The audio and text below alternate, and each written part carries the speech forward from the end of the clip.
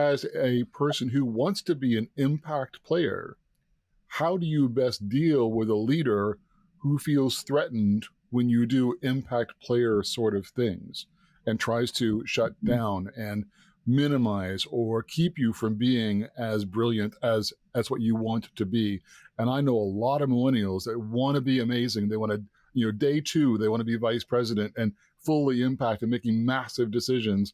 And some leaders, I don't know, if there was a mirror, one of them might be me, saying, you know what, there's a bit of dues paying that needs to be done, a bit of investment that needs to be done. Slow down, honey. Slow down. Yeah. But if you want to be an impact player and you've got that fire in your belly, what do you do when you got a leader who kind of either squashes you or ignores you or puts you in the corner?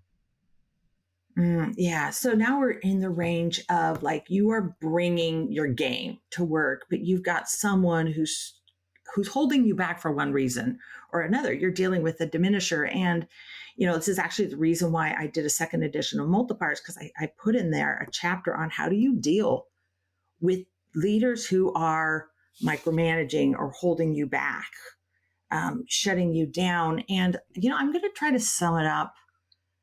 There's a whole chapter in there. There's like these 13 practices, including like defenses against the dark arts of diminishing leadership and such. But I'm going to see if I can sum that up with a reference to, this, a lot of people have seen the Seinfeld series. Like there's this one kind of iconic episode where George Costanza, who's always screwing everything up at work, he decides that he's going to do the exact opposite of what he thinks he should do in every situation. And it turns out to be just brilliant. Do you know this episode? Do you remember? So the way that we handle micromanaging, know-it-all, diminishing, kind of limiting sort of leaders, like most of what we do ends up exacerbating the problem. Like, if you try to push against someone who's trying to hold you back, what do? They're going to push harder to hold you back. What happens when you argue with a know-it-all?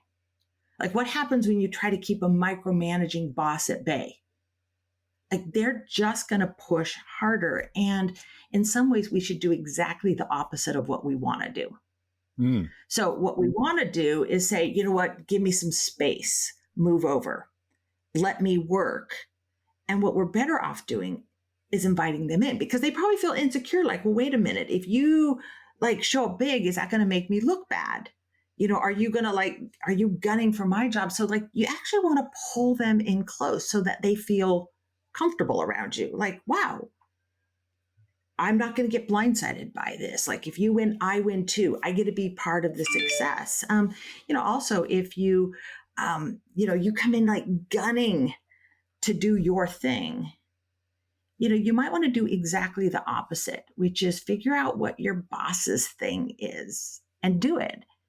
And, I got this experience at Oracle where I came in all passionate about leadership development. And I'm like, you know what? I want to build a management boot camp for Oracle. Like, this is my thing. And my VP, fortunately, he kind of said, you know what, Liz, that's great. But your boss has a different problem. Your boss has got to figure out how to get 2,000 new hires up to speed in Oracle technology. Why don't you help us solve that problem? In some ways, what he was saying is, Liz, make yourself useful.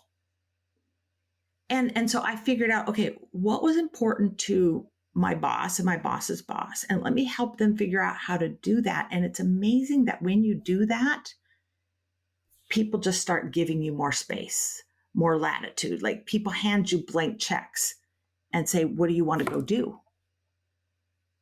But in many ways, you have to a little humility goes a long way.